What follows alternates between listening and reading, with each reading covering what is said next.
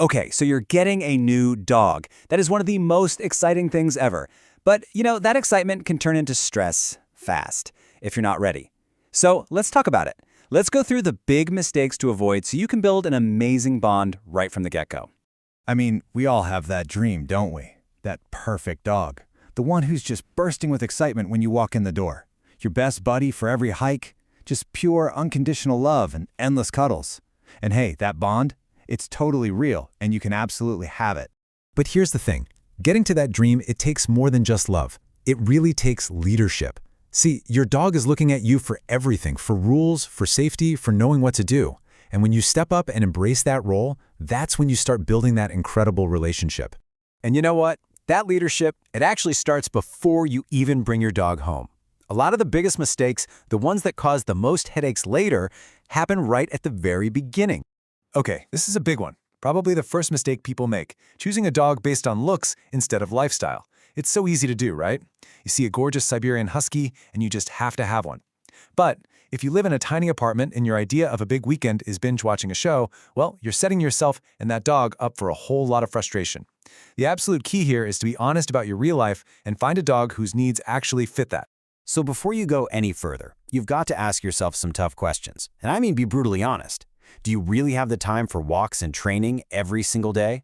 Is your home actually a good fit for the kind of dog you want? And can you truly afford it? We're talking food, vet bills, emergencies, the works. Skipping this self-check is honestly a huge reason why things go wrong and why so many wonderful dogs end up back in shelters. All right, so you've done your homework, you've picked the perfect dog for your lifestyle. Awesome. Now comes the really critical part.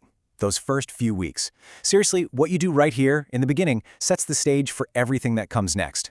This is where you build that foundation for a calm, happy companion. And this quote right here is such a game changer. I think a lot of us think we need to immediately start teaching sit, stay, roll over. But listen to this. Focus on good manners first.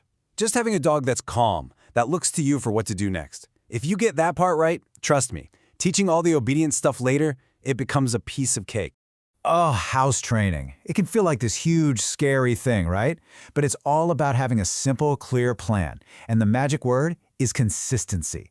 Always go to the same spot outside. Stick to a schedule, like a really frequent one at first. And the second they go potty in the right place, you throw a party. Praise them, give them a treat, and seriously, use a crate. It's not a doggy jail. It's their safe space, their den, and dogs naturally don't want to mess up their den. It's probably the best house training tool you have. Okay, let's clear something up about socialization, because this term is so misunderstood. It does not mean letting your puppy get mobbed by a dozen dogs at the dog park. No way. Real socialization is about positive exposure to the world. It's about hearing a vacuum cleaner and learning it's no big deal. Walking on grass, then concrete, then carpet. Seeing someone in a big, weird hat. The goal is just to teach them that new things aren't scary. That's how you get a confident, non-anxious adult dog. And listen, none of this training, house training, manners, any of it, none of it works if you're not all on the same page. If one person lets the dog jump up and another one doesn't, or if the dog's allowed on the couch but only when your spouse isn't looking, all you're doing is confusing the poor dog. Clear, consistent rules from everyone make a dog feel safe and secure. They know what to expect. Okay, so you've laid that awesome foundation. Now it's about what you do day in and day out, the daily routines. This is the stuff that really shapes your dog's health and behavior for the long haul. So I want you to just look at this number for a second. 56%. It's a pretty shocking statistic when you find out what it's about. Any guesses? That's how many dogs in the United States are overweight or obese. Over half. This is a huge problem, and it's almost always caused by just too much food and not enough exercise. And it's not a cosmetic issue. That extra weight can literally shorten your dog's lifespan and cause all kinds of painful, expensive health problems down the road. So that brings us to how we teach our dogs, right? Think about it. Yelling at your dog for chewing a shoe an hour ago? They have no idea what you're mad about. It just makes them scared of you. That's punishment. But positive reinforcement?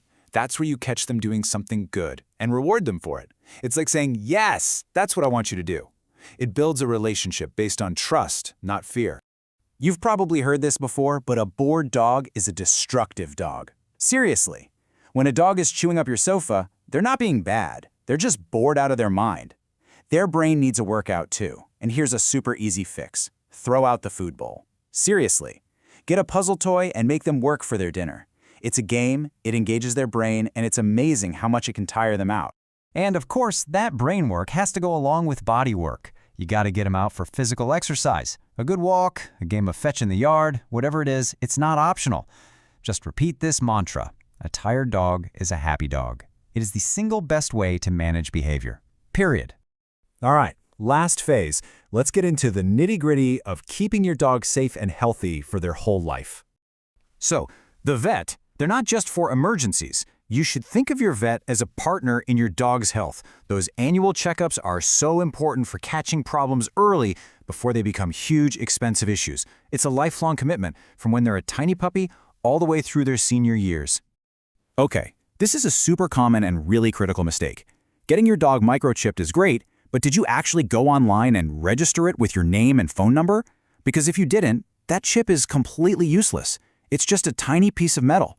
It only works if your contact info is up to date so someone can actually call you when they find your dog. Look, nobody likes to think about emergencies, but taking just a few minutes to put together a little go bag for your dog can make a terrifying situation so much less stressful. Just some food, water, a leash, their records. Having it ready to grab means you know they're taken care of if you ever have to leave in a hurry. And let's change how we think about grooming for a second. It is not about vanity. It's about health.